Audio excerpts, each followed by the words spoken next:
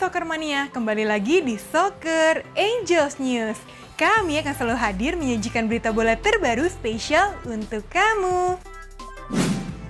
Ranking FIFA Indonesia dipastikan melonjak usai Piala Asia 2023. Dalam rilis resmi FIFA terbaru, Indonesia saat ini berada di posisi 142 dunia atau naik 4 posisi. Indonesia bertambah 8,65 poin berbekal hasil 4 pertandingan di Piala Asia 2023. Hasil buruk didapat Vietnam. Tim Golden Stars terjun bebas di ranking FIFA hingga keluar dari posisi 100 besar dunia. Vietnam turun hingga 11 posisi dan berada di ranking 105 dunia. Tidak ada tim negara Asia Tenggara yang berada di posisi 100 besar ranking FIFA. Tim dengan posisi tertinggi diraih Thailand yang naik 12 peringkat hingga berada di posisi 101 ranking FIFA. Malaysia turun 2 posisi ke ranking 132 dunia. Sedangkan Filipina naik 1 posisi ke ranking 139 dunia meski tidak bermain di Piala Asia 2023. Qatar naik signifikan dalam ranking FIFA setelah menjadi juara Piala Asia 2023. Tim asuhan Tintin Marquez itu naik 21 peringkat ke posisi 37. Sementara Jepang masih jadi tim Asia dengan ranking FIFA tertinggi di posisi 18 dunia. Posisi 10 besar ranking FIFA tidak mengalami perubahan. Argentina masih berada di puncak dengan mengungguli Prancis dan Inggris. Pakar transfer Eropa Fabrizio Romano membeberkan rencana transfer Manchester United di musim panas nanti.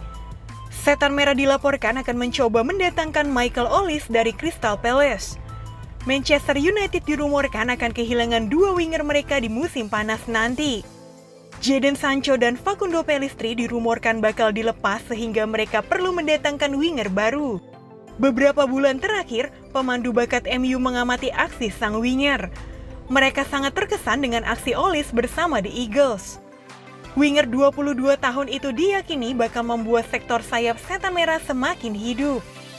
Menurut laporan tersebut, keputusan Manchester United merekrut Olise akan ditentukan oleh direktur olahraga mereka yang baru. Sosok Dan Ashworth disebut-sebut akan jadi sosok yang memimpin perekrutan MU di musim panas nanti. Timnas Argentina akan memainkan laga uji coba bulan Maret mendatang. Argentina dijadwalkan menghadapi 2 tim Afrika, Nigeria, dan Pantai Gading dalam uji coba. 2 pertandingan itu sedianya dijadwalkan berlangsung di China. Namun, China membatalkan diri jadi tuan rumah pertandingan uji coba timnas Argentina.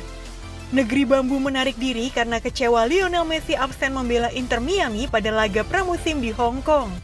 Dengan demikian, AFA mulai mencari opsi negara yang mau menjadi tuan rumah laga tim nasional mereka melawan Nigeria dan Pantai Gading.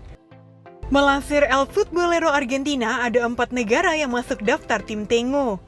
Keempat negara itu antara lain Amerika Serikat, Indonesia, Malaysia, dan India. Kita beralih ke Liga Eropa ya, Soccer Mania. Feyenoord versus AS Roma berjalan sangat sengit. Namun, laga harus tuntas dengan skor 1-1 yang berlangsung di De Kuip. Roma nyaris mencetak gol di menit ke-39, namun tembakan jarak jauh Leandro Paredes membentur Mistar usai ditepis Timon Wellenreuther. Tuan rumah memimpin 1-0 di babak pertama lewat gol Igor Paixão. Roma kemudian meningkatkan serangan di babak kedua. Romelu Lukaku akhirnya mampu membuat Roma pulang dengan hasil imbang. Kemudian Galatasaray meraih kemenangan saat menjamu Sparta Praha pada babak playoff 16 besar leg pertama Liga Eropa dengan skor akhir 3-2. Kerem Demirbay sudah membuka keunggulan Galatasaray melalui golnya menit ke-19. Di awal babak kedua, Sparta Praha mencetak gol cepat via Angelo Preciado untuk menyamakan kedudukan. Namun di menit ke-60, Galatasaray kembali memimpin berkat gol Dries Mertens. Akan tetapi 5 menit berselang Sparta Praha lagi-lagi mampu membuat skor imbang via Jan Kuchta. Di menit ke-90+1 akhirnya Galatasaray memastikan kemenangan mereka lewat gol Mauro Icardi. Di match berikutnya, Marseille gagal amankan kemenangan saat melawat ke markas Shakhtar Donetsk pada babak playoff 16 besar leg pertama Liga Eropa. Laga ini berakhir imbang 2-2. Pierre-Emerick Aubameyang memecah kebuntuan Marseille pada menit ke-64, namun sayang keunggulan itu hanya berlangsung 4 menit setelah Mikola Matvienko menyamakan kedudukan. Di menit ke-90, Marseille unggul lagi, kali ini gol mereka tercipta melalui Iliman Ndiaye, tapi menit 90+3 Shakhtar memaksa laga berakhir seri melalui gol Eguinaldo. Kemudian Sporting menang telak saat bertandang ke markas Young Boys dengan skor akhir 1-3 yang digelar di Stade de Suisse. Sporting unggul lebih dulu karena adanya gol bunuh diri dari Aurele Amenda menit 31. Kemudian di menit ke-41 mereka menggandakan keunggulan via penalti Victor Gyökeres.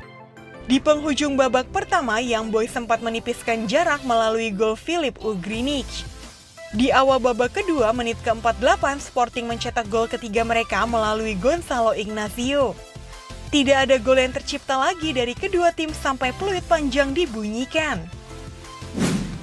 Berikutnya, AC Milan sukses menang telak atas Rennes dengan skor 3-0 dalam pertandingan leg pertama playoff 16 besar Liga Eropa di San Siro. Pada menit ke-7, AC Milan mampu mengancam gawang Rennes lewat tembakan Rafael Leao. Sayangnya, tembakan Leao masih bisa ditepis kiper Rennes dan membentur Mistar. Milanisti di San Siro akhirnya bergemuruh usai Ruben Loftus-Cheek berhasil membawa Milan unggul. Di awal babak kedua, tepatnya pada menit ke-47, Milan sukses menambah keunggulan, lagi-lagi lewat Ruben Loftus-Cheek. Milan kembali membobol gawang Rennes lewat tembakan Leao yang berhasil mengecoh kiper lawan menit ke-53.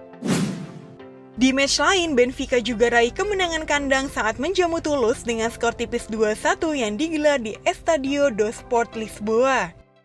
Angel Di Maria membuka keunggulan Benfica menit ke-68 melalui titik putih. Namun mampu disamakan Toulouse menit ke-75 melalui gol yang dicetak Mikel Dessler. Di penghujung laga, Benfica kembali mendapatkan penalti dan lagi-lagi Di Maria sukses mengkonversi menjadi gol. Masih dari Liga Eropa, Braga dipaksa bertekuk lutut saat menjamu Karabakh dengan skor akhir 2-4 yang digelar di Municipal de Braga Stadium. Tuan rumah tertinggal lebih dulu oleh Karabakh melalui penalti Marko Jankovic. Di akhir babak pertama, Braga mampu memaksa laga imbang lewat gol Simon Banza. Di babak kedua, Karabakh selaku tim tamu memberondong Braga dengan 3 gol bermula dari Abdillah Zobir, kemudian menit ke-65 gol ketiga mereka tercipta melalui Juninho, dan menit ke-69 Abdillah Zobir mencetak brace ke gawang Braga. Braga hanya mampu membalas sekali menit ke-90+1 via penalti Joao Moutinho. Kemudian kita beralih ke Conference League Soccer Mania. Real Betis harus mengakui keunggulan tim tamu dengan skor 0-1 dalam pertandingan leg pertama playoff 16 besar Conference League. Beberapa peluang Real Betis selaku tuan rumah tidak ada yang berhasil berbuah gol di match ini. Jalannya pertandingan sebenarnya milik Real Betis, namun pada menit ke-75 Dinamo Zagreb mampu mengunci kemenangan via penalti Bruno Petkovic. Di match lain, Ajax hampir saja dibuat malu oleh tamunya Bodo Glimt dalam pertandingan leg pertama playoff 16 besar Conference League. Ajax tertinggal 2 gol lebih dulu bermula di menit ke-16 yang dicetak Albert Grönbeek. Sang pemain bahkan mampu mencetak brace ke gawang Ajax menit ke-63. Namun 2 gol di injury time, Ajax menyelamatkan muka mereka yakni melalui Branko van den Boomen dan gol penyeimbang tercipta menit ke-90+7 melalui gol Steven Bergwijn. Langkah Al-Ittihad di babak 16 besar Liga Champions Asia 2023-2024 tidak berjalan mulus. Di leg pertama ini, Al-Ittihad tidak diperkuat oleh Karim Benzema, alhasil mereka hanya mampu bermain imbang 0-0. Kelolosan Al-Ittihad ke babak perempat final akan ditentukan di leg kedua yang digelar di kandang mereka. Di match lain, Al-Hilal sukses melakukan comeback lawan Sepahan di leg pertama babak 16 besar Liga Champions Asia 2023-2024. Tim tuan rumah unggul duluan melalui Ramin Reza Yeyan dengan tendangan voli dari dalam kotak penalti. Menit ke-58, Al-Hilal akhirnya bisa mencetak gol. Malcolm sukses menjebol gawang Sepahan setelah memanfaatkan bola rebound sepakan Mitrovic di dalam kotak penalti. Kemudian gol pembalik keadaan tercipta untuk Al Hilal pada menit ke-90+4 melalui Mitrovic, dan gol kepastian kemenangan mereka lahir dari gol Al-Hamdan 3 menit berselang. Dari Saudi Pro League, Al-Ittifaq berhasil menang meyakinkan saat berhadapan dengan Al-Khalej dengan skor akhir 0-2. Jorginho Wijnaldum memecah kebuntuan Al-Ittifaq di awal babak kedua, dan mereka berhasil menggandakan keunggulan melalui gol dari Demarai Gray menit 61. Dan akhirnya Al-Ittifaq raih kemenangan juga usai 9 kali laga tanpa hasil positif di Liga Saudi. Kylian Mbappe akan meninggalkan Paris Saint-Germain di akhir musim ini. Keputusan tersebut telah ia sampaikan kepada Presiden Les Parisiens, Nasser Al-Khelaifi. Diberitakan Sky Sports, juga dikonfirmasi oleh jurnalis transfer Fabrizio Romano, kabar ini disampaikan Mbappe beberapa jam yang lalu. Saat ini, kedua pihak masih akan bernegosiasi perihal cara pergi Mbappe dari klub, entah dengan sejumlah biaya tertentu atau ada persentase gaji yang ia korbankan. Hal ini dilakukan demi menjaga keuangan PSG. Begitu negosiasi tercapai, maka PSG dan Mbappe akan mengumumkan hal ini ke publik, diyakini paling cepat beberapa bulan ke depan. Di fase sekarang ini, Mbappe sudah bisa bernegosiasi dengan klub lain. Ia diketahui gencar diberitakan akan pindah ke Real Madrid. Namun, striker 25 tahun itu takkan mendapat bayaran sefantastis di PSG jika pindah ke Santiago Bernabeu. Brentford mengumumkan bahwa mereka telah mendatangkan Igor Thiago dari klub Bruges yang tampaknya akan menggantikan Ivan Toney yang diisukan diincar Arsenal, Chelsea, Newcastle, dan juga MU di musim panas mendatang. Igor Thiago yang merupakan pemain Brazil ini menandatangani kontrak 5 tahun dan akan bergabung dengan rekan-rekan barunya di London Barat pada musim panas. Federasi Sepak Bola Korea Selatan diminta untuk memecat Jurgen Klinsmann dari posisi pelatih timnas. Hal ini menyusul kegagalan Son Heung-min dan kawan-kawan di Piala Asia 2023. Klinsmann sebetulnya dikontrak hingga Piala Dunia 2026, namun popularitasnya merosot seiring berjalannya Piala Asia. Luka Modric akan mengakhiri karirnya di Real Madrid akhir musim ini. Los Blancos bersiap memberi perpisahan spesial buat pemain bintangnya tersebut. Kurangnya jam bermain diklaim jadi alasan Modric enggan bertahan lebih lama lagi di Real Madrid. 24 trofi bergengsi sudah dipersembahkan Modric buat Real Madrid. Perpisahan spesial dan emosional dipilih untuk Modric. Real Madrid akan mengajak seluruh penggemar hadir di Santiago Bernabeu pada pertandingan terakhir Modric dengan seragam El Real. Kebetulan laga terakhir Real Madrid di Liga Spanyol digelar di kandang sendiri menghadapi Real Betis pada 26 Mei 2024.